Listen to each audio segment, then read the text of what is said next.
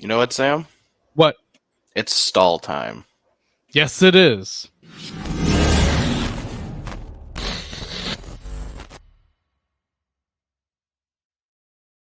And just to be clear, it's Eric Staal time because people might be confused with Jordan and it might be a mess. But this is an episode dedicated to Eric Staal. As all of you guys know, his jersey was retired. Sam, a Hurricanes legend. Yes. Hurricanes legend Yep. through and through, face of the franchise. Our only superstar we ever had. For quite a long time. Oh, I'd argue So, he is the only superstar we've ever had. Aho hasn't done well, what Eric Stahl's done. And Aho's done Aho has done what he's done with a good roster. Eric Stahl did what he did with a bad roster. you know And what? Eric That's Stahl's a the good only point. Yeah. and Eric Stahl is the only one of the two to have a 100-point season and win a True. Stanley Cup. True. So just You know saying. what? Yep. I do. You know what? Now that you say that, I do agree with you in the fact that Eric Staal is the best superstar and only superstar this team has had.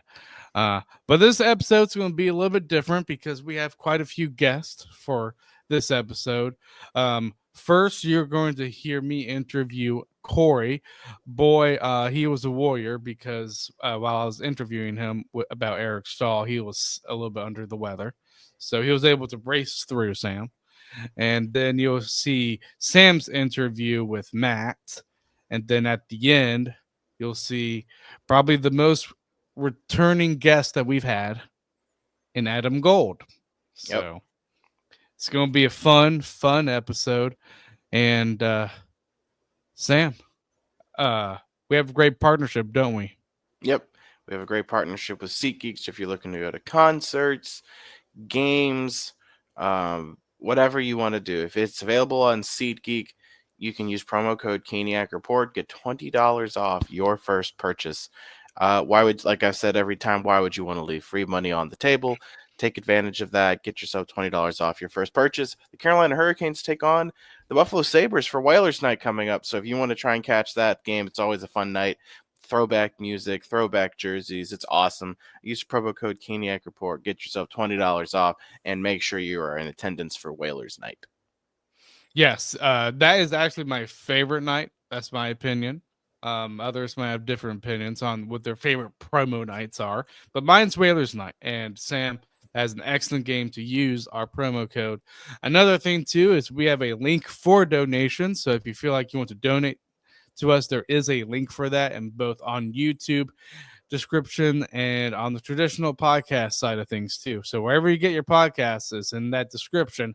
And last thing too, before we hit the interviews, remember if you're watching us on YouTube, hit that like, subscribe, hit the notification bell so that you never miss another episode. Leave a comment if you want to. We've had quite a few comments on YouTube recently. We want to thank you guys for that and for those who have been listening. And also, if you're listening to us on the traditional podcast side of things, remember, follow us, leave a rating, leave a review. If it's 1 star, please let it be at least constructive. Don't go out with name insults, please. we Sam and I don't like that. Sam might like it, but I don't. Oh, I don't mess with the when you do stuff like that. So The name calling, yeah. Yeah. Yeah. So now we're going to get to our interviews. Again, it's going to be back-to-back interviews. So you're going to hear me with Corey first. They're going to hear Sam with Matt, and then we're going to end the episode with me interviewing Adam Gold. And then at the end of that interview, Sam and I will give our final thoughts on Eric Staal, and we will wrap the episode up. So we will see you guys on the other side. All right, so we are with Corey Lavalette, and he writes great articles for the Hurricanes on both the Athletic and North State Journal. How are you doing? I'm doing all right, hanging in there. Got a little bit of the whatever's going around, but besides that, looking forward to a little bit of a break here from hockey, anyway. Yeah, definitely. Everybody deserves a break. But I do want to talk about Eric Staal, just because this is the episode that we're kind of doing for him since he had his jersey retired and all that stuff. First, when did you start covering the Hurricanes? Well, it's kind of muddy because, at first I was just writing stuff for Hockey's Future, just kind of for fun. So that would have been, whew, boy, I don't know. It's probably closing in on maybe 20 years. But a lot of that was just observational. And then Bob Wage, who runs Canes Country right now for SB Nation, he reached out to me, and I started writing there and started, being in the room more, doing actual stories and things like that. And then ended up at North State Journal, where I have a lot of duties, but one of them I continue to do is cover the Hurricanes. So I've been doing that now for, I guess we're closing in on I think it's just 8 years or 9 years. I don't know. I don't know how long it's been. It seems. So yeah, like full time being there around the team for that long. Nice. So yeah, you've definitely covered Eric Staal then. Oh yeah. What was your first impressions of Eric? As an observer or in meeting him, I guess would both. be the first question. So I mean, the thing that always stood out to me is that when he showed up in the league, if you go back and look at his mugshot, he was so thin. There was nothing to him. And if you if you go to Hockey DB and you click on the mugshots, you can kind of see the progression, and you see his neck just get wider and wider. Yep. And it's funny how he went from a scrawny, tall but scrawny guy to really a big player. And he had that first season, and it was reminiscent of Joe Thornton's first season in the NHL, where Boston kept Joe Thornton in the league that whole year, and he played, but he played limited minutes, had minimal numbers, things like that, and then grew into the player he became. And Eric had the benefit, weird to say the benefit, but the lockout happens, and he plays that year in the AHL and is a dominant player in the AHL, and comes back, and he's immediately he's grown from his kind of this boy into this man in just a year's time. And that, to me, that's what stood out for him, observing him early on, is how much that 1 year in the AHL I think helped him, and just also the passing of time, right?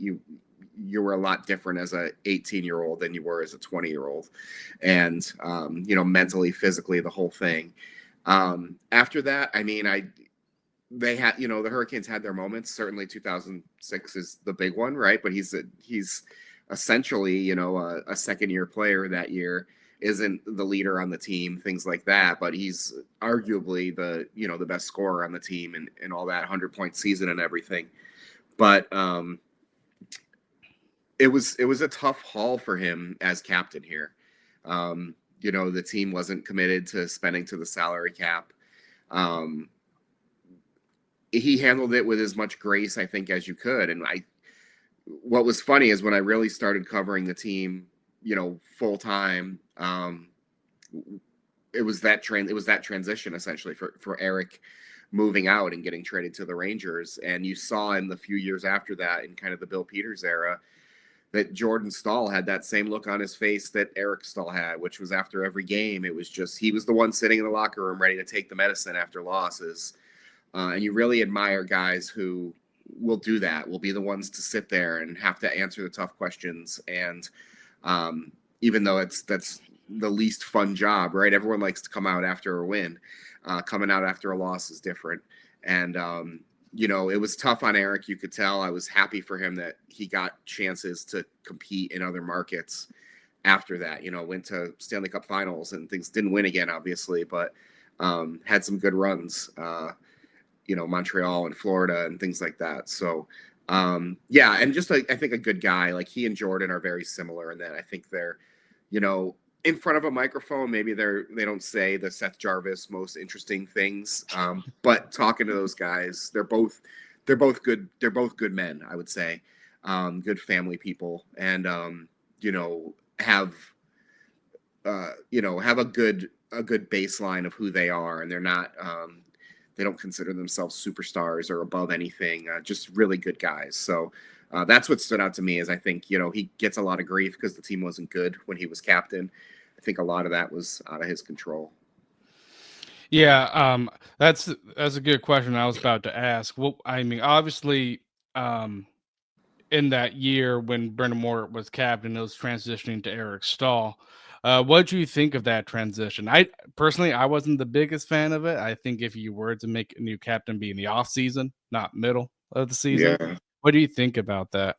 Well, I think it was part of Jim Rutherford's efforts to let Brenda Moore know, like, the doors shutting on your career, even if maybe you don't see it.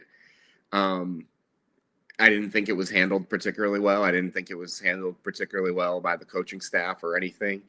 Um, that's a tough one, and I don't think there's any ill feelings between Rod and Eric about that. But that's a tough situation, and it's not only are you putting the burden of this team that's at best mediocre on Eric Staal, but now you're also putting the burden on him of, oh, and by the way, you replaced one of the best leaders of the last couple decades in hockey. So good luck with that. And Rod obviously wasn't thrilled with the way that all played out in the end, I think. But obviously, time has healed wounds as far as his relationship with the organization and everything. But yeah, not handled great. Really, the captaincies were not handled great for quite a while. The dual No, captaincy thing after Eric left, Bill Peters, the not even giving co-captains. yeah, not giving Justin Williams a letter when he pretty much signed there and believing he'd be the captain. Then Rod coming in and having to, essentially take the C away to give it to Justin Williams, only to give it back to Jordan again because he was kind of righting a wrong. The whole situation just there were so many instances over time where that all trickle off of that, Eric Staal taking it from Rod and then Eric leaving. Yeah, definitely. Also another thing too with Eric Staal getting the captaincy. Here's my this is my question, and maybe you have an answer for this, but do you think that kind of set the stage for there being more pressure on Eric between the fans' perspective? Yeah, I Kind mean, of. I don't know. Here's the thing that I think about that era is really the only fans who were overly engaged were the diehard fans because there wasn't a whole lot to cheer about. And you can call the No. people that are fans now bandwagon fans, but just like the Carolina Panthers and the Charlotte Hornets, the Hurricanes of that era weren't giving fans a reason to want to watch them. Like, yes, you can be a diehard fan and stick through it all, but not everybody is going to be that kind of fan. So, we were at the kind of infancy of things like social media really being impactful. So I don't think the pressure maybe was as high as it is now for anyone. If you are the captain of the Sabres, let's say right now, and you're in this long playoff drought, I think the pressure is higher than if you were the captain of the Hurricanes, 10 years ago when, yeah, Twitter's around and Yeah. people are on it, but now there's so much social media noise, so many podcasts, so many everything, there's so many people, so much discourse talking about the teams that the pressure is higher now to me. So, but that doesn't make it easy. I mean, those guys don't get to the NHL so they can finish 500 every year and not make the playoffs. So I think it's more about the pressure you put on yourself in a market like this, though, as we see right now, there are heightened expectations right now that weren't there when Eric was captain. So that noise gets louder now when there's, let's say, a 3-game losing streak like there was recently. Yeah. Definitely. And obviously, like toward the end of Eric Stahl's career, part of the reason why I brought up the previous question was just because eventually under Ron Francis he got traded, and I'm sure you could tell leading up to that trade there were a lot of fans that were like he needs to get out or he needs to go. I mean, what are your take on that pressure type of situation? Yeah, I mean, I think it was twofold. I mean, I think Eric, we didn't know what we know now as far as Tom Dundon coming in and being committed to actually, running the franchise well and spending to the salary cap and all of that stuff. If things have been different then maybe the circumstances are different. But it was best for Eric's career to get a fresh start somewhere. And the Rangers thing didn't really work out, but he was a great fit in Minnesota. Kind of He was. unceremonious exit there. It was kind of weird with that trade to Buffalo, but like I mentioned, got chances to play in a couple other cities too. And I didn't. Fans are going to be that way when things aren't going well. There's, that's when you wear the C on your chest, you're going to be the one who's ultimately, criticized if things aren't going well. It's going to be the general manager, the coach, and the captain, and those are the three. And whoever is making a pile of money, and probably the goalie too, as we saw. Cam Ward pretty much faced the same kind of criticism as Eric, and ultimately ended up, he stayed longer than Eric, but ultimately left to go play in Chicago too. So, I think that pressure is tough. It's tough to carry that weight, but it's a lot easier to carry that weight here than it is in, let's say, Montreal right now. Yeah, or in Toronto. I would say when it comes to like pressure, like the big markets have the bigger pressure than I would say we do. Like Toronto, it's ridiculous. Sure. Yeah, for sure.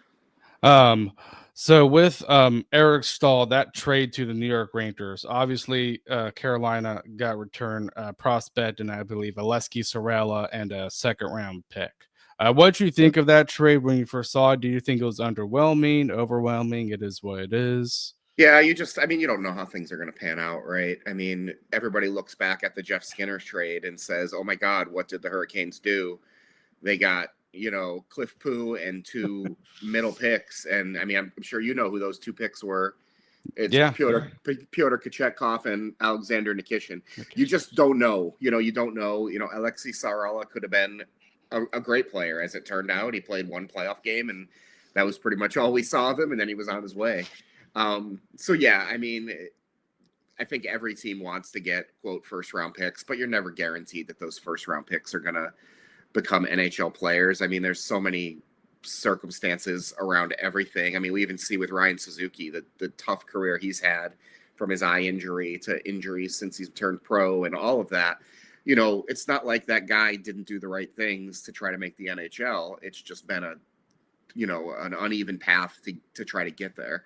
So there's so many different, circumstances that determine what happens to a player, and even great players sometimes don't make it for whatever reason. So yeah, I mean, you want to have bullets in the chamber, I guess, for the draft. So that's the main thing you want. So you get draft picks and you hope they work out. But hindsight is interesting. Like I said, I don't think anybody thought the Hurricanes got value on Jeff Skinner. And then he goes and scores 40 goals in Buffalo and gets the huge contract extension, and everyone's laughing about it. And now here we are, however many, 7 years later or whatever. And, Skinner's been bought out, and the Hurricanes are, the goalie they got just had his, got his second 20-win season. And the defenseman that they drafted, who's considered the best, maybe defenseman not playing in the NH, in North America right now, is on his way. So, hindsight's 2020. In hindsight, the Skinner trade was brilliant. At the time, everybody thought, who the heck is Cliff Poo? And who cares about these middle round draft picks? What's funny about that Skinner trade, I saw like so many funny jokes just because when the first prospect's name was Cliff Poo, I was like, oh man. Right. Yeah, that poor kid, right? Yeah. But yeah, I mean, the Eric Staal trade, I mean, to me, it is what it is. But obviously, I mean, you look through the time that he was here where the Hurricanes did not make the playoffs. And obviously, we probably did not make a good team around Eric Staal. And you can say Jeff Skinner, too, in there when it comes to the forwards. I mean, you just said that the Hurricanes only spent so much. Do you think that was more of a general manager problem or an owner type of problem? No, I mean, I think it was an owner issue. I think that, Peter Carmanos brought the team here. So anybody who, wants to criticize him for how he ran the team, well, without him, there's not a team here. So you can have your Yeah. opinions about how things went, but he won a Stanley Cup. He brought the team here. Jim, I mean, I think he did the best he could. I think the hardest thing for Jim, and maybe that was pushed from above him even, was, it's like you're always trying to make the playoffs. You're trying to be relevant. And in doing that, he sacrificed so much of the future year after year, trading draft picks, getting, kind of patching a hole instead of buying a new boat, And then as soon as Tom came in and I didn't think, Ron Francis did a particularly good job either. They drafted a couple players that worked out for them. But, things really changed under Tom Dundon, whether that's with Don Waddell or, Eric Tulsky was involved in all of that. The mentality changed about what the value of draft picks are, what the value of cap space is. And then hey, if you build it, they will come. If you spend money, you're going to have a chance to win. So you saw it in Pittsburgh. I mean, Jim Rutherford won a couple Stanley Cups there, but look at Pittsburgh, and then jumped ship and look at how bare Pittsburgh's cupboard is now. Now he did it and he won because of that. But, I think the Hurricanes want to take a different mentality at this and try to be sustainably as good as you can be in a cap world without having those. The Penguins are really close to cratering here, and I think the Hurricanes are hoping to avoid stuff like that. Yeah, and I definitely agree. I think once Tom Dundon took over, things got so much better. And I love Jim Rutherford. I think he can take a team to win a Stanley Cup. He just doesn't like going through rebuilds. Yeah. So but back to Eric Staal. What would you say are your best moments of watching him? I mean, I think the playoff runs, I think he had so many big moments, just thinking back to, the goal against Martin Brodeur, the Shock at the Rock goal that just, couldn't even believe that kind of what happened. Like, just that whole, the Stanley Cup season. I mean, he was so good. And it's unfortunate he never reached that level again. I mean, the game changed a little bit, it was a lot of penalties, a lot of power play time, pretty wide open. And it dipped back, allowing a little more obstruction and things like that, which I think affected him. But I think, the big thing to take away is I think this franchise has been really blessed with, they've had good character people at the top. I think, Rod Brindamore is a character human being. I think Eric and Jordan are character human beings. There have been lapses in that. Bill Peters obviously is not a character human being.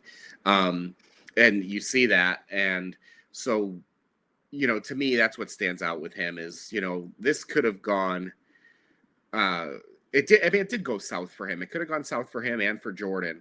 But I think when you look back on his career as a whole, you look at it as a positive.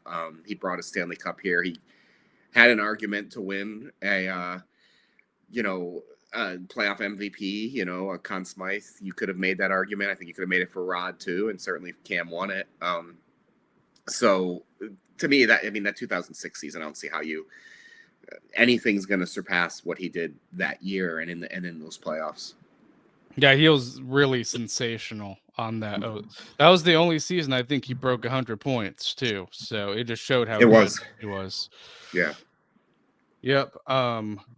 So obviously, one of my favorites was, and I think this was the highlight in his career, was I think one of the games where we played against the Rangers and we brought up Eric Staal. I don't know if you remember that game. Sure. Yeah. Okay, so you do remember. What do you think seeing all the Staal brothers out on the same ice? I mean, the one thing that I remember specifically is Mark was actually hurt. That was when Mark suffered his eye injury, so he wasn't able to play for the Rangers. But yeah, the fact that they wore 11, 12, 13 was kind of neat. Jared's actually a coach in Savannah now. He's the coach of the Savannah ECHL team, the Ghost Pirates. So his obviously, you hear about this, and it seems like whenever there's a string of brothers, that everyone's always like the youngest one's the best one, and you heard that about Jared, and obviously his career didn't pan out like the other three brothers, but yeah, pretty neat moment. I mean, for them to be out there, and you even saw that with Eric's jersey retirement. Obviously, Jared and Savannah was actually playing that night, which is why I'm assuming he wasn't at the jersey retirement. But it was cool that his brothers were there and his parents were there. It was a whole family thing. There's a gaggle of Staal kids. It's probably in 10 years we'll probably be seeing half of them play in the NHL. Yeah. It's Eric's oldest son. I mean, I look at him and I'm just like, oh my God, he's essentially Eric when he showed up in the league. He looks like. So yeah, I mean that's an awesome moment, and one that you can't create moments like that organically too often. And did Jared Staal deserve to play in an NHL game? Probably not, given what he'd done as a professional. But for the moment's sake of it, that's pretty cool, especially given what did the franchise have to lose at that point? You'd rather have the publicity than the necessarily the best call up in that moment. Yeah, I would have done the same thing. But obviously, you mentioned the jersey retirement game. What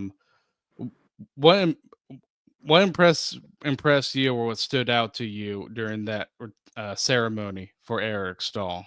Yeah, I thought they did a really good job. It was, it was nice. Eric's speech was really good. It's cool to see.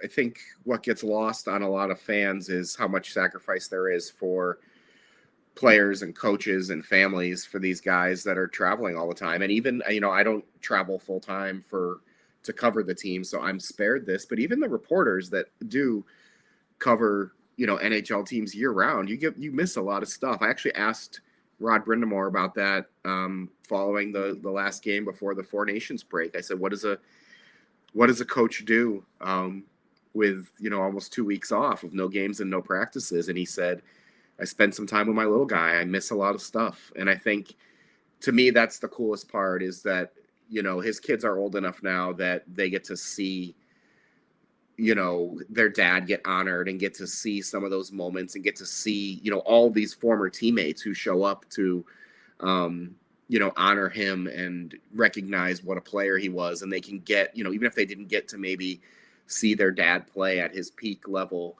they get to at least see the respect he has around the league and from his peers and from his teammates. And his wife, obviously, their family went through some stuff with cancer stuff and everything with her sister. And for the family to get to all kind of share in that moment is, to me, that's the cool stuff. It's the stuff, if you or I were being honored, you'd want the people you care about most and the people that you went through it with to be there. So all that's pretty cool. I love the fact that his kids are old enough to see, it's not just, oh, dad played hockey. It's like, oh, wow, obviously he was really, really good, because this team feels like nobody else should wear this number ever again. Yeah, that's how I felt too. Well, what surprised me a bit about that game was just how many of his old teammates were there. I thought that was amazing. Yeah, it was really cool. And I didn't end up going to the alumni game, but I did watch the stream of it a little bit. It was kind of fun to see those guys going at it a little bit. Yeah, they still have some of their skill. I think they could. I think they could have put away the Wolfpack pretty easily if they so chose. Yeah. Well, I mean, to them, it was just more of a fun event than actually making it a game. Yeah, sure. But yeah, Corey, thank you for coming on. Really Sure do thing. appreciate it. Hopefully you get better, man. Well, yeah, we'll take this little break and recharge a little bit, and try to come back and push through these final 28, 27 games of the season and get ready for the playoffs when things really heat up. Yep. Well, see ya, Corey. Thanks, man. Appreciate it. No problem. All right. Well, I'd like to welcome back to the podcast Griff from the Caniac Sessions. Thanks for coming back on. Yeah, man. Thanks for having me. It's always fun, for sure. Well, this is probably an area where you and I aren't going to have a lot of disagreements. So, if people are looking for that, they're not going to get it this time. but we had Eric Stahl's retirement night, which was awesome, and we didn't want to take from that, so we're doing like a tribute, as you've heard our other guests or whatever order this is coming in, with Adam Gold, Corey Love, and now we have Griff. So we wanted to just talk about Eric Staal because, and this is more of a fan perspective conversation. Because Griff, I think you've been a fan for a while. I've been a fan for a while, and you and I can say, unlike a lot of Hurricanes fans, that we suffered through the 10 years of absolute hell that was this franchise. Yeah. But basically the entire tenure of Eric Stahl's captaincy. So I guess just to open it up to you real quick for basic thoughts on Eric Staal, and his career is finally over and his numbers in the rafters. Yeah. I mean, overall thought, I was there that night, and it was just kind of, obviously the culmination of everything that has been, since 2005.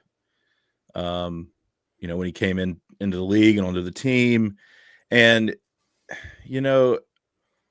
I'm glad it ended the way it did, because it was always in my mind, after he left, would he ever make his way back? And then after it's all said and done, would he retire a Hurricane? Would he, basically asking the question of what ended up happening, would that relationship ever be mended? I've always thought, I always thought his number needed to go up. I mean, like, no question. And, but you still wonder, because I mean, the breakup wasn't the cleanest, I guess, the team being bad, and the fact that he took a lot of heat from the fans for that, even when it really wasn't even his fault, to be honest. I mean, not fully, but you wear the C and you kind of shoulder that, but I'm glad that it worked out like it did. However, the only way this could have been better is if he would have come back and played maybe like a final year. I know you advocated for that. I would have loved to I've see it. advocated for that for the last 3 years. I've been saying Eric Staal needs to come back. We need a center. Eric Staal needs to come back. We need a center. Eric Staal needs to come back. He would have been a great 4C. I mean, and I thought we could have used him. He was great his last 3 years. That cup run in Florida that he went on, he was good. Yeah.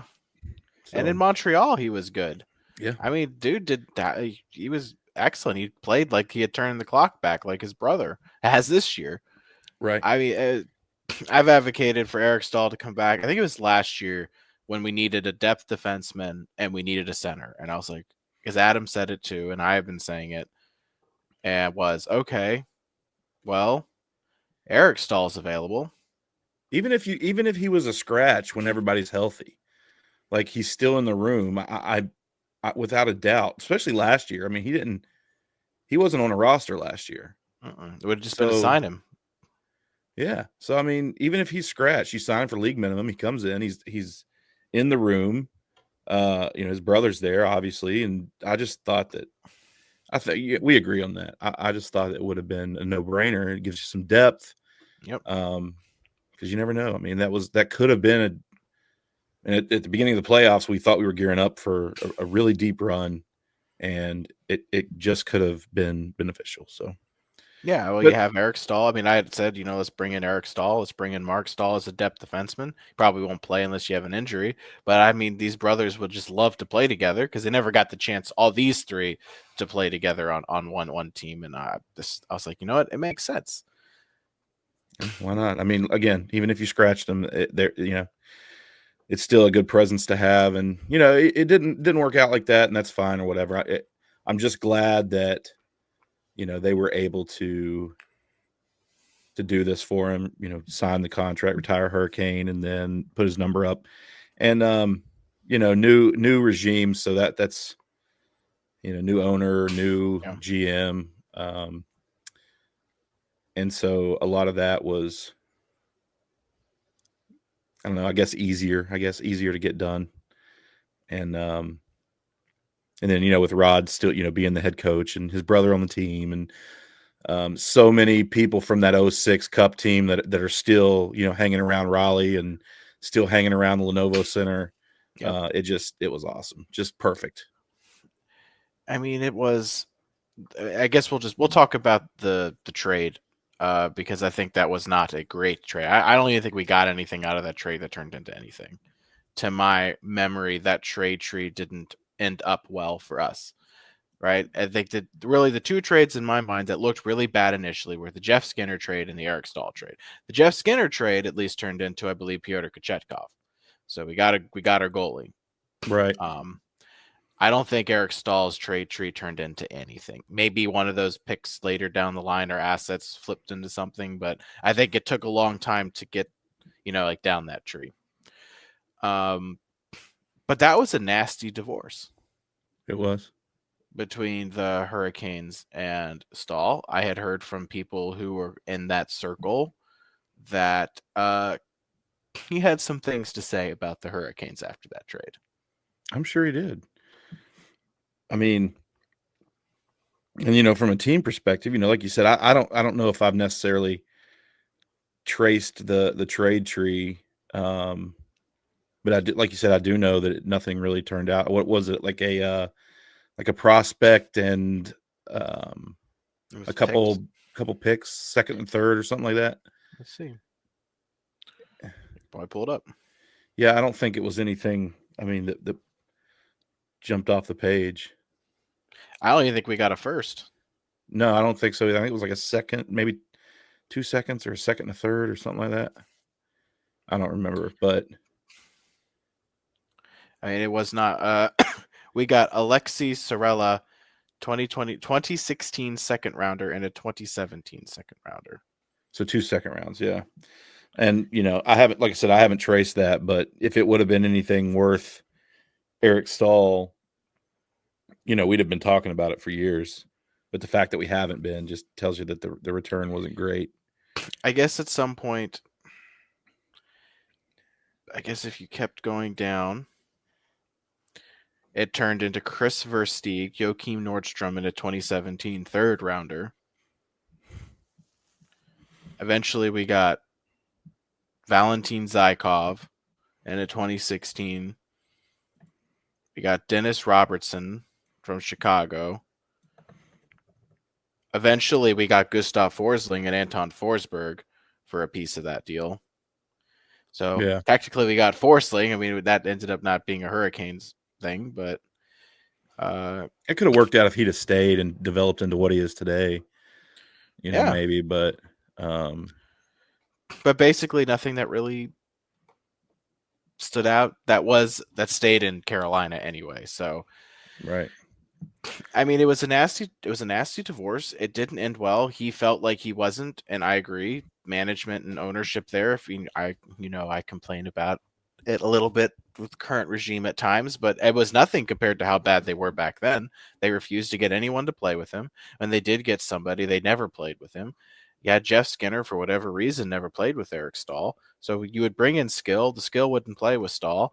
And then Staal was not performing well himself. So yeah, the team didn't do well. The player didn't do well. He felt like it was unfair treatment. The fans, I think, unrightfully started to pounce on him in some nasty ways. Yeah, those years were just, I mean, you can't. I mean, those years were just full of negativity. I mean, they just were. Like, I don't even know what to say about it. It just, it was just a mixture of bad management, bad coaching, bad bad culture, bad. I mean, it was just nobody, I'm sure the word was out across the league. Nobody wanted to be here.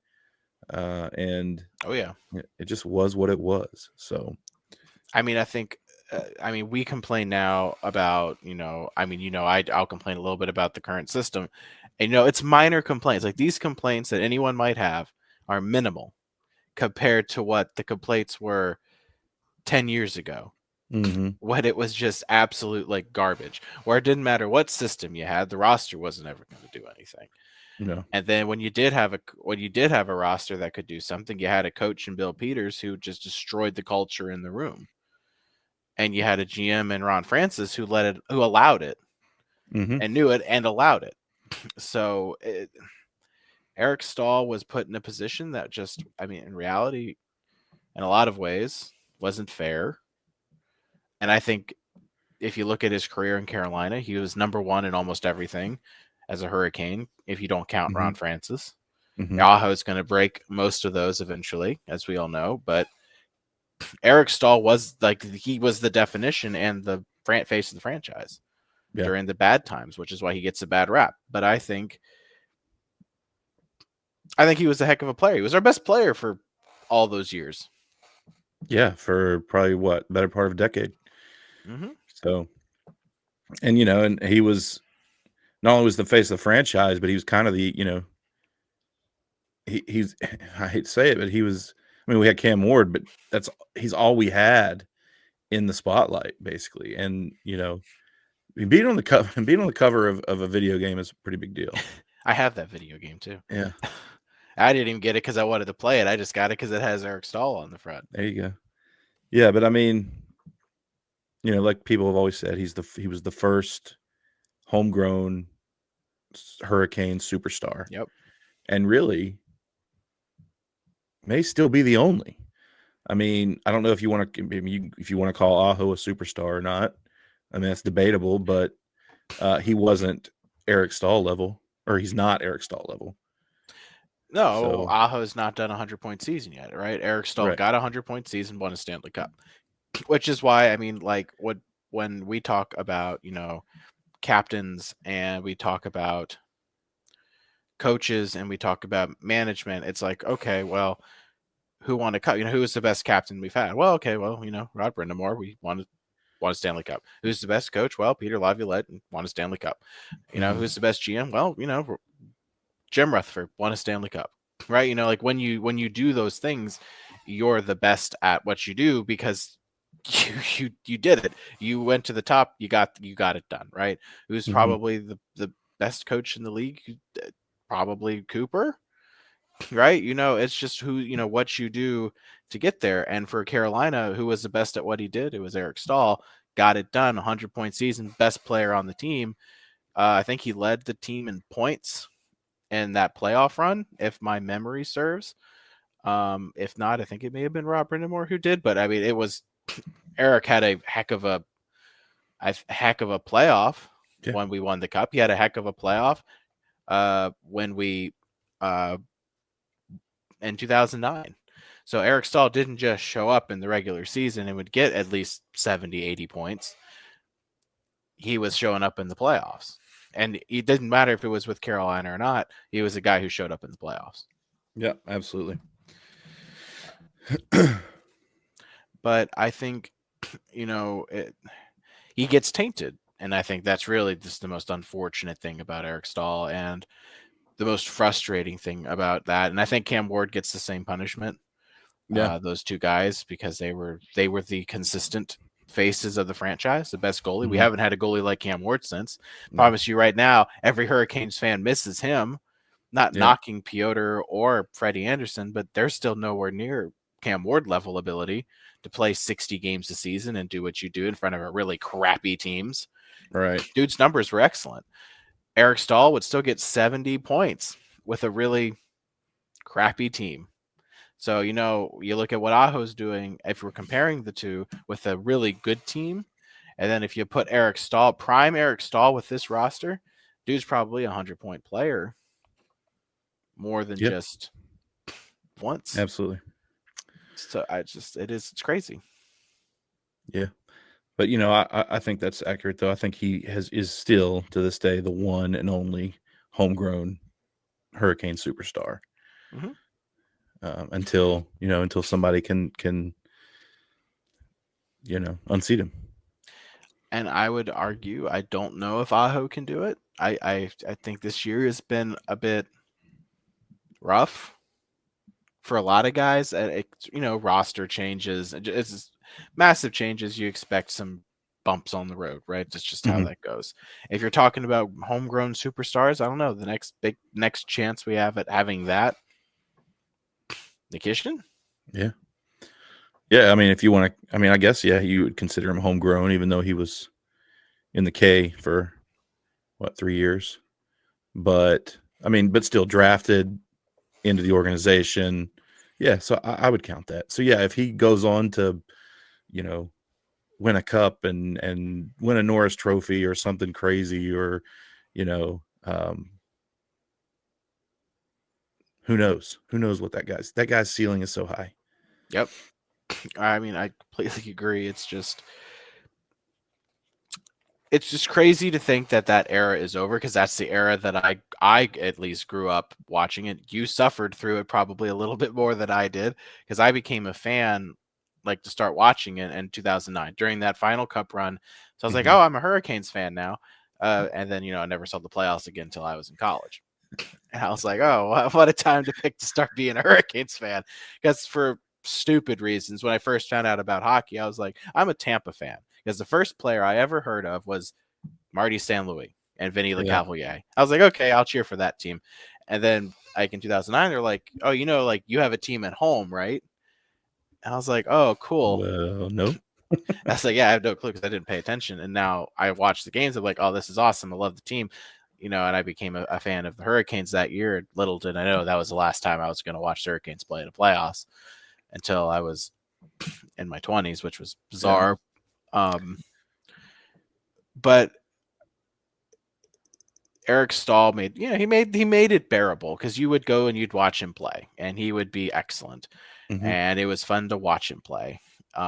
Even during those bad years, parking wasn't bad during the bad years, and you could always buy a really cheap seat and just move right on down, because the arena was empty. Can't do that anymore, because we sell out that crowd. That stadium gets sold out now. But I guess let's talk about, to kind of move towards the end of this, let's talk about favorite Eric Staal memories, because there are a lot. But well, yeah, one? and I'm sure it's. I mean, I'm sure it's easy to say, his 100-point season in the Cup year. It's easy to say the All-Star game. Shock at the Rock. Shock at the Rock is one of my. I mean, there's so many that you can pick from, but Shock at the Rock is probably my all-time favorite, just for the simple fact that you just thought it was over. I mean, you thought it was over. You thought the game was over. We were down 3-2, I think, with like a minute left, or is it? I believe that's right. And then we score with 1 minute left, and you're like, okay, we're going into overtime. Like, we're gonna drag this out. We got a shot here, and then all of a sudden. 30. You remember the Islanders game last playoffs where we scored 3 goals in however many seconds? How crazy that was! It was an even better feeling, because it was Game 7. You just scored a goal to tie it, and then here comes Eric Staal down the wing, buries the puck, and I mean, they win the game. They win the series. They move on against Martin Brodeur and the New Jersey Devils. Like, something we've gotten really good at doing. Beating the Devils in the playoffs. Yeah. Sorry, Neil. Might get a chance to do it again this year, but it's true. But just that moment was like, I mean, I wasn't there.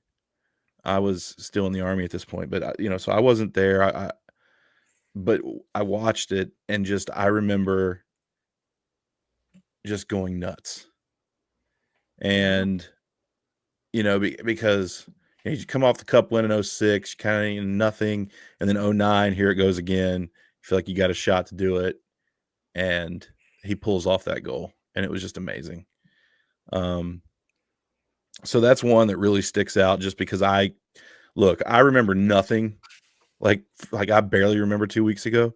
That's just the way I am. But there's certain things, there's certain moments and certain things that you see or you live or whatever throughout life, and they just kind of stick. Well, for me, that's one of those. Like that just will always stay with me. I remember how I felt in that moment. So, that's an easy one. Yeah. But also the All-Star game in Raleigh, where he was the captain and he picked his boy Cam With the first pick, that was a cool Hurricanes moment. I think he was like, I'd like to pick, and he like stopped from the Carolina Hurricanes, my buddy Cam Ward. Yeah. Took him over his brother, right? Awesome. Took him over his brother, and then I don't even think he picked his brother next. I think he made his brother wait like a couple of times. Yeah. So yeah, that was awesome. So that was a cool little Hurricanes moment that I kind of always stick with me too. But yeah, just that. But that shock at the Rock is like my favorite goal of all time of any player. Just amazing. I'm sure if you talk to most Hurricanes fans, it's probably the biggest memory for them of Eric Staal and probably their favorite goal. I was trying to think of some, like off the, like not like big moments per se. It was during the bad years. It was after George Staal came in here. I don't remember who scored two. I think Eric scored two. Jordan got one. It was a game against Columbus. They were down like 3-1. It was a rotten game. I was actually at this game. It was so bad. Eric Staal scores, and you're like, awesome. We brought it within one, but we've been bad all night. And then he gets another one. And then his brother gets one. And like the Staal brothers combined bring us to like ending up winning that game 5-3. We were in our, I think it was maybe one of the first years wearing the new black jerseys or something along those lines. But they were in the third jerseys. It was a great game. Exciting. You had the Staal brothers taken down, basically single-handedly brought the team back from the depths of a bad loss to Columbus at home. And they found a way to get it done. And that's just, the good memories that showed that they could come even during bad times with this team, because there were a lot of good memories. I mean, even in the dark years, not just with Eric Staal. You had Alexander Semin coming in one year when he had a really good year. He scored, this actually may have been during his bad season with us, but he scored an overtime goal. And it was just like a sigh of relief. Like, you needed that win. And Eric Staal, again, just made it bearable. In games like Columbus, when Eric Staal dragged the team to a victory, as a superstar can do. But it's also evidence that even when you have a superstar, not good enough. Right, you need more than just a superstar to get in, which is why you saw like McDavid and Matthews have yet to. Well, McDavid up till last year, not successful, right? Because you didn't have other pieces around you, Depth and matters. That's the thing that people, I think, never gave Eric Staal or Cam Ward credit for, is they didn't have the pieces around him to really take that step, and I think Eric Staal deserves our thanks, our gratitude for making this team even stay mildly relevant during that time period. Yeah. And for just imagine sorry to interrupt you. Just imagine how bad it would have been if he wasn't here. I mean, there was nobody. We would have gone from, if Eric Staal wasn't here, we win a cup with him. Maybe we even get to that playoffs that second time, and then he's out, right? We never sign him again or whatever. He's gone. We don't get another all-star until Jeff Skinner. And even Jeff Skinner wasn't a superstar. He had injury problems, concussions. I don't even think he reached his full potential in Carolina. I think that was a lot of coaching malpractice with Skinner. But I mean, maybe we drafted a little bit better. Maybe we get some of those other players like McDavid or Matthews or something like that, if you don't have the Eric Staals of the world. But this team, I mean, there's nowhere near as good because you lose 70 points, because Eric Staal would produce 60 to 70 points a season on his own. Right. Yeah. So, yeah, absolutely. We do. He does deserve our thanks. And, you can't tell the story, just like you say about with Rod Brindamore, you can't tell the story of this team without talking about him. And I mean, if the history of this team was a chapter book, he'd probably be chapters 2, 3, 4. Yeah. All three. I mean, definitely written for sure. Yeah, and you get Rod's chapter 1 and chapter 5 and 6 down the road because he took over as coach. There you go. But it's just, Eric Staal is like the definition of a Carolina Hurricane, just as Rod Brindamore, Justin Williams, like Cam Ward. These are Carolina Hurricanes through and through. They love this team. They love the culture that is here now. And obviously, Eric Staal had made peace with the decisions. And I think, like you said, it mattered how, this new management took over, because I don't think if the old guard was here, this would have happened, because pride on a lot of sides would have made this impossible. But you had an owner and Tom Dundon, and Rob Brindamore, I'm sure, had a lot to say about it as well. Oh yeah, To absolutely. be like, God, this has to get done. It's not a question. Yeah. A lot of the guys, the Justin Williams, Cam Ward, I mean, all those guys that hang up there with him on that Hall of Fame banner, I'm sure, they're all still in the building. So Absolutely. Well, it's always a pleasure. It's great talking about Eric Staal. Even sometimes talking about the Dark Ages can be memorable. yeah, for sure. Thank God we had Eric Staal and Cam Ward, or else those years would have been a lot worse. We would have looked like the Sharks do right now, or the Blackhawks do right now. Also examples of it doesn't matter if you have just one superstar. It's not enough. That's right. So when you criticize Eric Staal, just remember Chicago has Connor Bedard, San Jose has Macklin Celebrini, and they're at the bottom of the league. So it takes more than just one. Yeah, absolutely. However, San Jose is going to be relevant here in about 3 or 4 years. Absolutely. Because they have a lot of pieces that are going to get really good really fast. Oh, yeah. Yep. Well, it was a pleasure talking about Eric Staal. A little bit of everything kind of mixed in. Appreciate it as always. Yeah, thanks for having me. Enjoyed it. Anytime. All right. You have a good night. Better. This NHL season has been as predictable as a puck rolling on its edge. No one knows where it's going, but that just means there's time for your favorite team to figure things out, and games left for you to get in the action at DraftKings Sportsbook, an official sports betting partner of the NHL. It's super easy for first-timers to get started. Try betting on something simple like picking a team to win. Go to DraftKings Sportsbook app, select your team, and place your first bet. And if you are new to DraftKings, listen up. New customers bet $5 to get $150 in bonus bets instantly. Download the DraftKings Sportsbook app now and use code THPN. That's code THPN for new customers to get $150 in bonus bets instantly when you bet just $5. Only on DraftKings, the crown is yours. Gambling problem? Call 1-800-GAMBLER. In New York, call 8778-HOPE-NY or text HOPE-NY 467-369. In Connecticut, help is available for problem gambling. Call 888-789-7777 or visit ccpg.org. Please play responsibly. On behalf of Boot Hill Casino and Resort in Kansas, 21 plus, age and eligibility varies by jurisdiction. Void in Ontario. New customers only. Bonus bets expire 168 hours after issuance. For additional terms and responsible gaming resources, see dkng.co/audio. NHL and the NHL Shield are registered trademarks of the National Hockey League. NHL and NHL team marks are the property of the NHL and its teams. NHL 2025, all rights reserved. All right, so we are with Adam Gold, probably the guest that we've had on our podcast most often. How are you doing, Adam?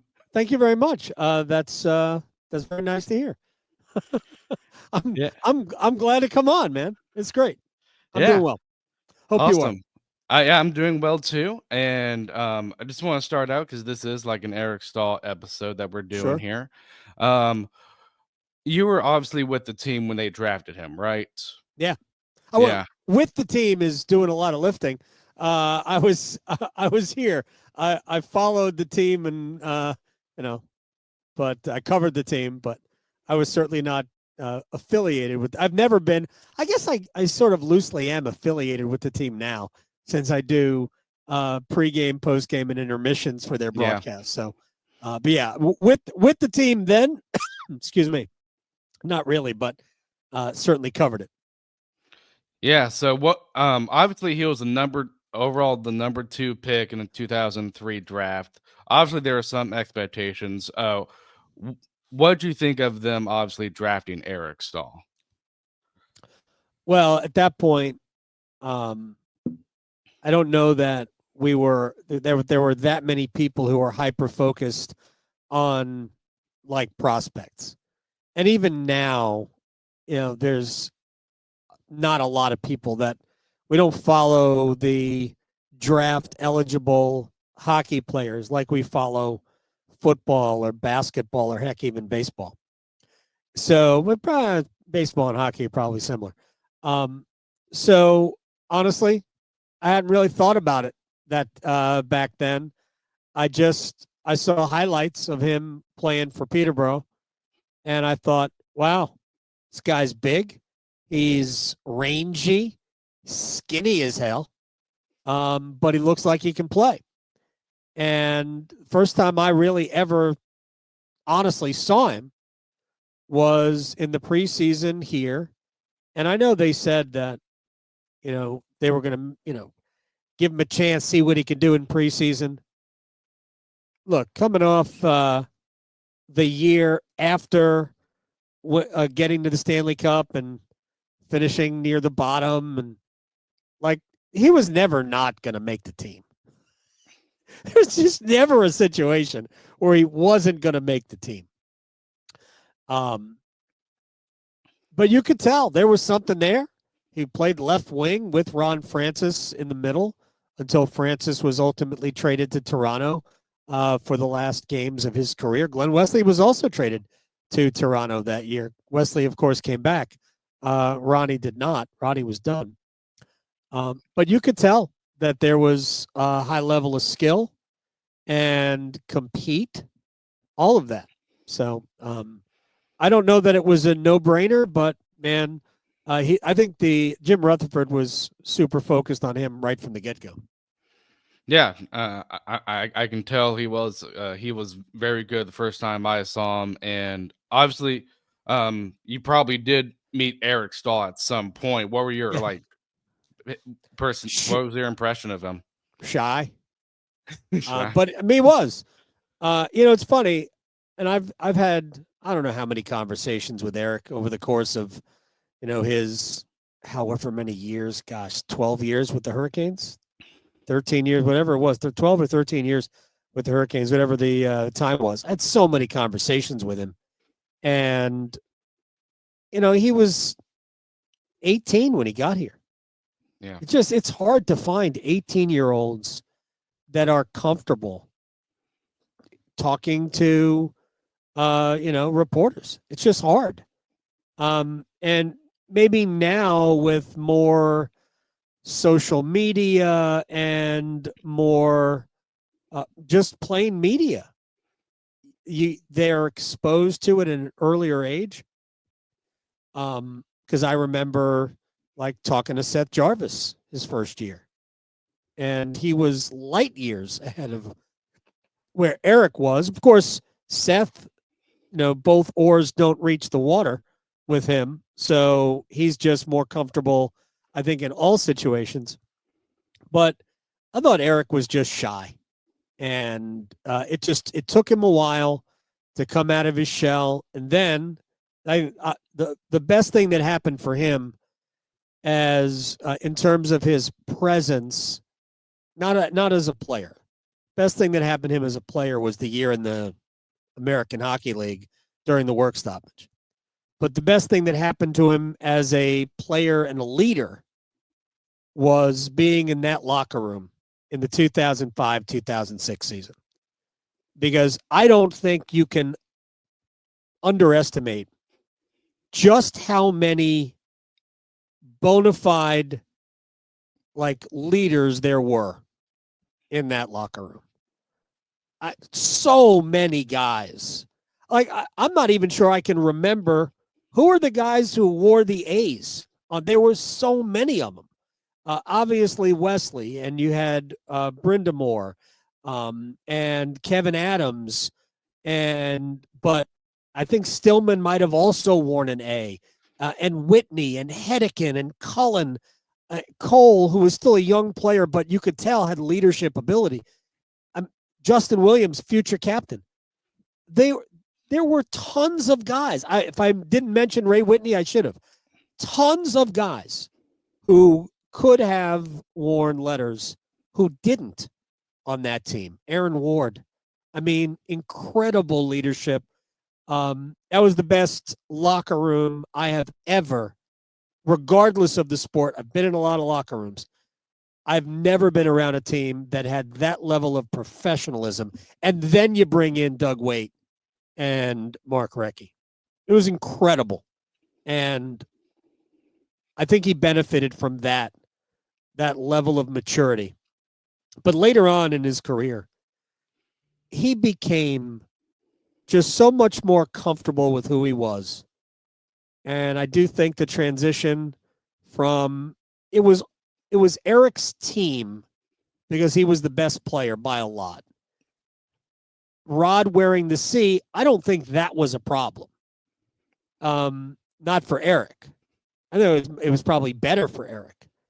The transition of when they gave him the C in the middle of the season, that was awkward. And I thought that when you go from the A to the C and it becomes your room, and the guy who just wore it is dressing right next to you, that's a little difficult for everybody. That was not handled well. And it was handled well probably between those two players. But I thought it was, if you were going to make that decision should have been made before the season, not during it. Mm-hmm. I didn't like that transition either. I thought it was unfair to all parties. I thought it was unfair to Rod. I thought it was unfair to Eric. But they got through it. Still weren't any good as a team. They got through it. And I thought after that, Eric really grew in to he was always a great leader, but I thought he grew into being a great spokesman for the team because it's one of the things that Jordan Staal wasn't good at initially. Remember the dumb co-captain season the year after Eric left. And that first of all, Jordan would have been better if his last name weren't Staal. I actually told him in an off-mic moment, like, if you changed your name to Jones right now, people would love you so much more, right? Because he knew at the end it was not great for Eric. The fans and Eric, that was not a great relationship at the end. That's why at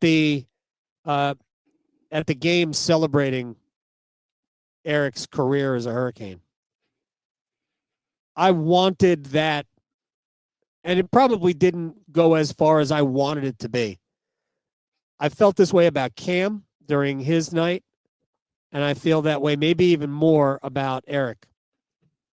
They deserved every ounce of love that the Hurricanes fans could squeeze out of them because they didn't get it at the end.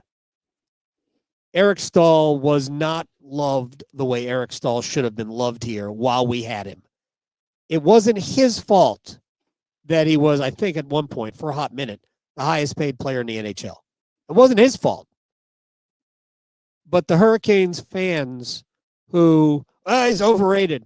Like, I mean, he's not the best player in the league, if that's what you mean. Yeah, okay, he's overrated.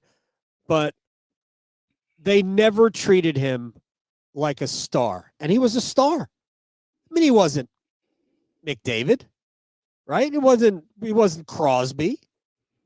He was a great player. He got a chance to be in the Hall of Fame. And he was yours. You treated one of your own poorly at the end. The Cam Ward thing, Ward wasn't as good at the end of his career because his body was failing him. And frankly, probably was overplayed, overused, especially in 2009. What do you have, 71 starts in 2009? Are you crazy? What did they do that for? And his back just went in the playoffs. So, but Cam, my gosh, he was a good goalie here. And behind bad teams, he was a good goalie. And they never loved him the way they should have. But I felt worse for Eric because, man, He delivered a lot, and he wore the C with pride, and he was a great spokesman under very difficult times. And I have just tons of respect for Eric as a person beyond hockey. Yeah. Would you say Eric Staal back then was more of a face for the organization than like Cam Ward was? Well, yeah, I don't think Cam was a face of the organization at any point. Okay. But it doesn't mean that he doesn't belong up here behind me. I'm still at Lenovo Center. I mean, his number, I think his number should be there. I think too. I think Ward's number should be there. And I mean, basically, other than the one outlier year in Chicago, I mean, he's a forever Hurricane. I mean, I know like Eric Staal's number belongs up there, right? There's not even a debate. But he had some pretty good years away from here. He scored 40 for Minnesota, played in the Stanley Cup Finals for Montreal. So, plus the Iowa, whatever they were, best player in Iowa AHL history.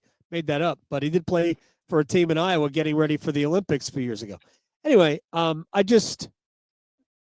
was never the face, but Staal was definitely. I mean, Staal was on billboards.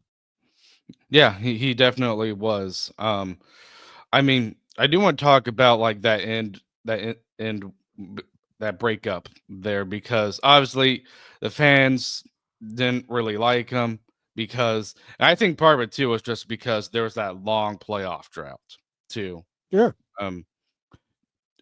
Do you think that with Eric Staal, if he had gotten better players than around him, probably that, yeah. I think that matters. Yeah. I think the players you play with matters. I mean, look, you could go back and you can look at the line mates that Eric Staal was playing with. Not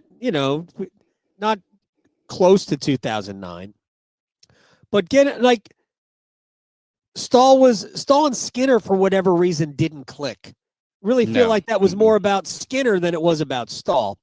They just never clicked. Jeff had a hard time thinking about the other end of the ice. Eric was a responsible player. Eric was a two-way guy. And because he and his brother were both centers, they really didn't necessarily work well together. I thought Eric was always more effective in the middle than he was on the wing, even though there were times they played him together and tried to make that work. The 1 year, I mean, look, Eric produced every year. I also think that a lot of people forgot that, I forget the year. It might have been the 2011 or 12. I don't know. One of those 2 years where in the World Championships, he got hurt. After the season was over, he went to the World Championships, and I forget the player's name. And I know there's people watching this, and they'll go, "Yeah, it was that guy." But it was a cheap shot. It was a game against Sweden, and I think it was MCL damage, and he had to have surgery. And I thought from that point on, at least for the next couple of years, I thought that the skating, and he was a great skater, and he made it look effortless because he's just so smooth. But I thought that there were nights where that explosion wasn't there. And I mean, I don't know this for a fact. I'm just speculating, but when you go through knee surgery, it stands to reason that you don't always come back better than you were before, which is sort of a misnomer anyway. But I thought, we should probably give him some grace, because I thought after that injury, I thought that there were, not a lot, but enough nights where the burst wasn't always there. I just think that's just a natural thing. It's age, and it's injury recovery. But he was still, he produced big goals, lots of points, didn't always play with good players. And there was a time they tried to make him play with Alexander Semin. Oh, yeah, I remember Salmon too. Had one what- good year. Yeah, One good year. Strike short the work stoppage year, where they started the season late, and Jim Rutherford gave him a long contract after that, and he jaked it the rest of the way. That's what he did. yeah. I always thought of Salmon as a player that had lots of skill but didn't care. Yeah, I mean, he was super skilled. Holy cow, Alexander Semin. He and I guess he and Ovechkin played together, right? Yep, they did. And there was a time I wasn't sure that Semin wasn't better in terms of his skill level than Ovechkin, but Ovechkin has a different motor than Semin, and that's why Washington was willing to get rid of him. And I mean, Semin was a shot in the dark. He had basically, I think he was a point a game for that 48 game season, or pretty close to it, and playing with Skinner on one side, Staal in the middle. And then Rutherford gave him the contract, and then Semin just stopped caring. He got hurt and stopped caring. Ended up finishing his career in Russia, and played a long time in the KHL too. Yeah. But back to like the players like that were playing with Eric Staal. Do you think, like, I mean, obviously he was under Jim Rutherford when it came to general managers, Rutherford and Francis. I mean, do you think that they tried to give him good players? I mean, obviously he had Alex Salmon that we just discussed, but maybe it just wasn't at the time. Probably obviously probably wasn't the best destination to go.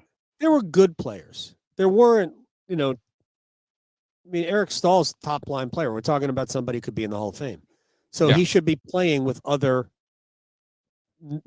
top line players. And because I think Jim Rutherford tried, the Semin example is how he tried. Yeah. Right. It's, if Semin is better in year 2, 3, 4, then maybe it's different. But ultimately, everybody was hamstrung by the fact that Peter Karmanos didn't spend any money on players. And a good chunk of the money was going to Staal and Ward and Skinner. You had to pay those guys.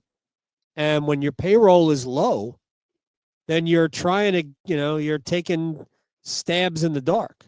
So, yeah, I think I think it's easy to forget that the money they spend on payroll today, in terms of payroll in relation to the salary cap, the Hurricanes would have been a team that would have tried to spend, if Peter Karmanos was still owning the team and still owned the team, this team would be spending to the basement, not the ceiling. And that's the way they were. Karmanos could not afford to lose money. And Tom Dundon came in and was not afraid to lose money. And they lost money. I mean, they lost money for the first few years, even though they were making the playoffs, because they were spending pretty much close to the cap. So, but Karmanos never did that. So you get what you pay for.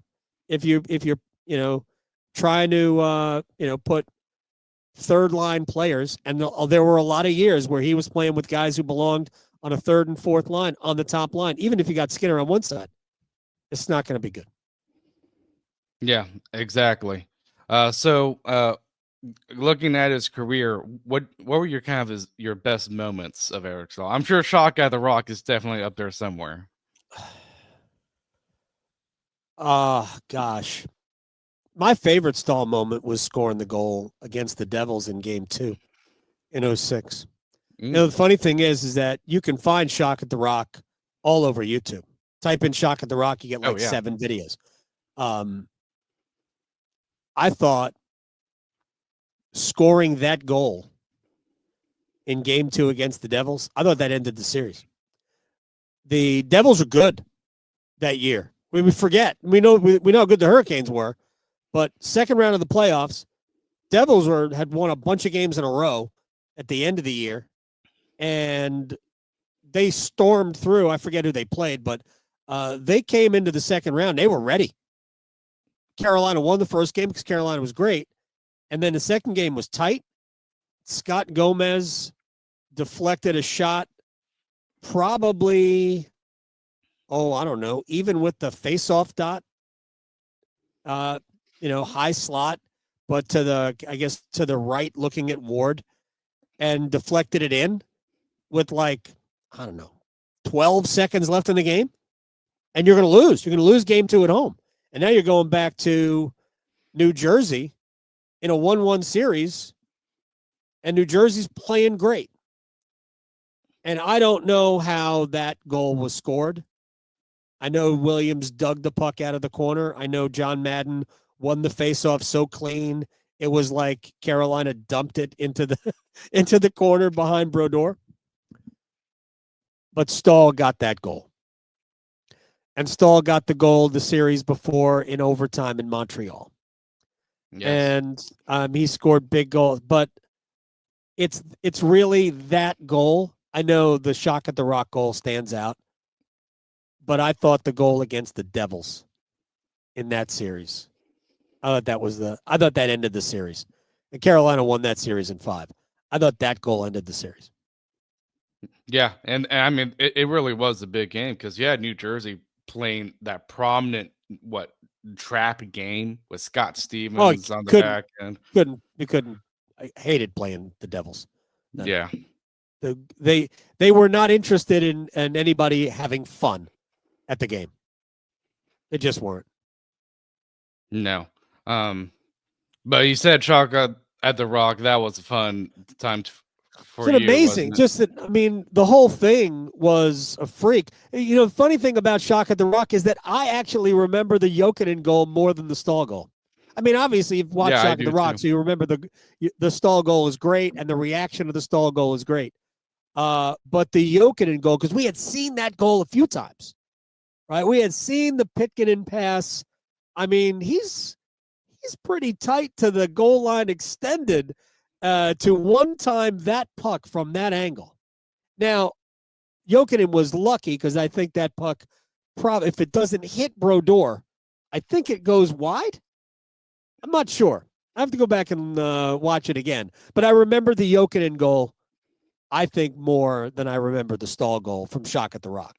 But, you know, the overtime winner in Montreal, after Brind'Amour tied it in Game 3, just to get Carolina in the series, that is huge. But honestly, I'll never forget that series win, that Game 2 win over the Devils. Yeah, definitely. So I guess probably one of my final questions for you is, if you saw Eric Staal again for like the final time, what would you say to him? Interesting. Final time. Man.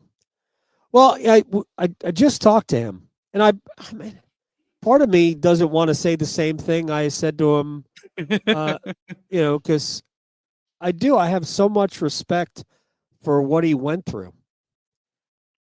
Look, when you spend, and I covered locker rooms, I don't know the current crop of Hurricanes as well as I knew that crop of Hurricanes, right? I'm friends with Cole and Adams and Hedeken and Rod. As much as I don't hang out with them. But, I mean, I speak to those guys a lot. I've played golf with Cole a couple of times. But, you know, I have more of a relationship with those guys than I do with these guys. And while I don't have that relationship with Eric, because I was closer with other players. I just got a chance being in the locker room more to see him grow as a person. But that's what I said to him when I spoke to him last, is that these guys are human beings. And I think even more so than other athletes. And this is not a knock on guys in the NBA, and I've covered NBA teams, or baseball, or less time in National Football League locker rooms. But these guys are unique, I think. I think these guys they're closer to normal people than any other professional athletes. And they go through the same things that we go through on a regular basis. And I just felt like Eric gave everything. And I almost want to say I'm sorry that, not that I didn't do more, because I did. I defended Eric at every turn, just like I defended Cam at every turn. It bothered me the way it ended. And it bothered me that it went on like that for like 3 years before it ended. He deserved better. Eric would never, ever admit that publicly. And it speaks to the level of class that he's got. Cam Ward wouldn't do that either. And like, I've talked to him about it. And Cam's like, yeah, whatever. It is what it is. But they both kind of made comments about it, sort of, in their first games back. I remember talking to Cam when he came back with the Blackhawks. Hurricanes beat Chicago in that game. I remember talking to Cam after the game, and he made a comment about, yeah, I've heard those reactions before, because he was not necessarily cheered. And Staal made a comment about, because I think his first game back was with the Rangers, and I don't think it was a full building. There's a lot of Rangers fans here. And he made a comment about it. So I think it mattered. It hurt. I think it hurt them. Both. I think it hurt them personally. They both gotten over it because, again, we're talking about two incredible human beings. So I think, but I've already kind of said it to him. So I don't know that I would do it any differently. I wanted to say I was sorry because I think that they deserve better. He deserved better. Eric definitely deserved better. Yeah, I would agree with that because I mean, I kept hearing a lot of stuff from fans be like, well, he's not doing well. And I'm just like, they didn't manage to make a team around him. So they didn't do a great job with it. That's for sure. So they tried. What do you think of that trade that Francis made? I kind of forgot to bring that up, but they got second round picks, right? They got a second round pick and Alexi Saarella. Yep. Was that was it? Yeah. I remember seeing Saarella going, yeah, he's okay. Yeah. Like we were, we went through our Alexi Saarella, Alexander Zykov. We went through that phase where we thought, man, that guy can play. He's not that good. So yeah, we didn't really get anything for it. But you think we could have gotten more back or no? No, I mean, Staal wasn't necessary at that point. There wasn't enough around him for his level of play to be, his production to be any higher. And it kind of depends on the year too, right? If you go back and you look at the trades that were made that year, there wasn't a haul. There weren't a lot of players bringing a ton in return. So the market will always dictate. Like, we've seen far less productive players bring back a first-round pick. Heck, the Hurricanes traded a first-round pick for Brady Shea. Yeah. Right before the shutdown. No offense. Shea was a third-pair defenseman for the Rangers. You go back and you look at his minutes. He was a third-pair defenseman for the Rangers. Hurricanes traded a first-round pick for him, and you might make that one of the top 5 trades in Hurricanes history. Yeah. Is that good a trade? Well, I think part of it too is because they had term, and Dundon doesn't like trading first-round picks if they don't have term. So. Right, but they desperately needed a defenseman. They did. Like, because I know this for a fact. They hated the contract they were trading for. but they needed a defenseman. They absolutely, because Hamilton and Pesci were both out. They had to get a defenseman back, and they got Brady Shea. They also got Sammy Vatanen. Yeah, that didn't work. No, he played in the playoffs. It wasn't good, but he played in the playoffs. Yeah. Well, Adam, thank you for coming on. I really appreciate it. You're welcome. Yep. Well, Sam, that was fun, enjoyable. Listening to all those guests talk about their experience and interactions with Eric Staal. Yeah, Eric Stahl's a team legend. Like I said at the beginning, and with Matt, and he agreed. Eric Stahl's probably the only superstar this team's ever had. 100-point season, Stanley Cup champion, and did what he did with rosters that were nowhere near as good as the roster we have now. And it's just awesome to see that Eric Staal finally got the recognition he deserved by getting his number retired. It always should happen, and Cam Ward should be next. I think Cam Ward should be next too. I'm a little bit surprised his jersey's not retired yet. Although we do have next season, so you never know, they might do it next season. But Sam, what would you say your favorite memories of Eric Staal are?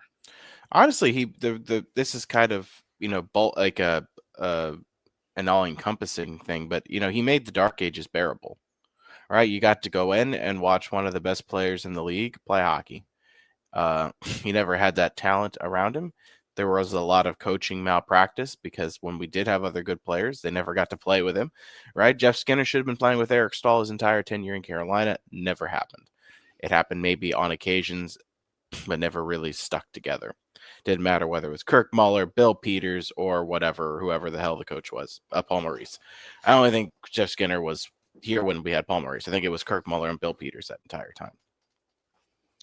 But he made it bearable because he was a solid player. He was a good player. One of the games that I was thinking of, I was trying not to pick a cliche game when I was talking to Matt, so I'll mention it again. It was that Columbus game when Carolina was down, I think like 3-1, and both Eric and Jordan Staal basically like helped climb that team right back up. Like Eric Staal had 2 goals and Jordan Staal had a goal, and it was just the Staal brothers getting it done, bringing the team out from brought the team out of the jaws of defeat and made it, a solid game, a winning game. I was at that game. That was a pretty solid Hurricanes hockey game to watch. And Eric Staal helped lead the way, as he did so many nights, to make these seasons bearable. The dark ages could have been a lot worse. You could have been looking at Chicago Blackhawks style records, right, in recent years without having Eric Staal there. But also, again, Eric Staal, I think Connor Bedard and Macklin Celebrini are all examples of you can have a superstar on your team, but if you don't have a supporting cast, it doesn't matter. Exactly. But I mean, I know one of my favorite memories was when they brought up Jared Staal. Yeah. And we played against the Rangers, and we had all the Staal brothers together, Sam. To me, that was one of my favorites, and I love seeing that. Obviously, I think if you talk to a lot of Hurricane fans that were watching the Hurricanes at the time, Shock of the Rock is probably up there. Adam mentioned, I believe, the game against Montreal in the 06 Cup run, which was instrumental in them getting the cup. So lots of great memories that, honestly, you watch Eric Staal, you probably have a great memory of him. Such a great player. To me, what stuck out to me with how good Eric Staal was, to me, Sam, was just, I mean, he was a big, slim guy, but he could skate. That impressed me the most with him. What about you when you saw him on the ice? Yeah, he was honestly, he was a powerful player. He was a big guy. He could bully his way to the front of the net. He always had that, his signature move was coming down the side and then would roof it top shelf. Yep. And he was like the kind of player that teams just want. He was a big center who could score, who could stand in front of the net, who was just as skilled as could be. He was the best of the 4 Staal brothers when it came to offensive prowess. And it was just great to see everything that we got from Eric Staal as our captain, as our Stanley Cup champion, as the best player in every playoff that he was a part of. The two that he was, 05-06, I think he led the team in points. I'm not 100% certain if that was correct, but he did. So he led the team in points in that playoff run. And then I'm pretty sure he probably led the team in points in the 09 run too. He was our best player. He was there, and you can't, and in my mind, you cannot take away that he was the best Hurricanes player to ever wear the jersey until someone else does it better, right? And so far, no one's done it better because no one else has won a Stanley Cup. Just like, when you talk about the best captain in franchise history, it's Rob Brind'Amour. Best player in franchise history, Eric Staal. I don't count Ron Francis because that was mostly Whalers. That is not a knock on him as a player, because even though I absolutely hate Ron Francis with passion for what he did to the players under Bill Peters, and for him keeping Rob Brind'Amour out of the Hockey Hall of Fame, he was still a heck of a player, but that was mostly done as a Whaler. And I'm talking about Hurricanes franchise, not talking about everything back to the Whalers. So Eric Staal's been the best player. Rob Brind'Amour's been the best captain. And until someone else does it better or does it themselves, it's hard to unseat them. Like, even when and if Aho surpasses Staal with points, Aho still doesn't have Stanley Cup. And Aho's, in my mind, I think Aho's a great player. I don't think he's better than Eric Staal. He might be more consistent, but look at the cast of characters around Sebastian Aho versus the cast of characters around Eric Staal. Throw prime Eric Staal on this roster, and you tell me that Eric Stahl's not popping 100 points a season, I'm going to laugh at you, because Eric Staal would be getting 100 points on a regular basis. Prime Eric Staal would be getting 100 points on a regular basis with this roster. I fully believe that. Oh, I do too. If you were able to have like one conversation, we'll end with this. One conversation with Eric Staal, what would you say to him? I'd probably ask him what his best memory was as a Hurricane. I'd want to know what, other than the Stanley Cup, like, what was his favorite memory? Like, was it bringing George Staal, playing with your brothers? Was it the 09 run? Was it the shock at the Rock? Like, other than lifting the Stanley Cup, what is one memory that you have taken with you from your time in Carolina? Interesting. I would say thank you for obviously winning the cup, but also making the Dark Ages seem bearable, because he was one of the highlights. I would say he was probably the biggest highlight during the Dark Ages. I just tell him thank you. And that is it for this episode. We hope you really enjoyed it with the guests that we've had on. And Sam, I believe last week, this was during our mid-season grades, we hit the 3-year mark on our podcast. 3 years. 3 years of people putting up with you. Putting up with us, okay? No, just you. They love me. Oh, no, shut up, okay? All right. Well, we will see you guys for the next episode.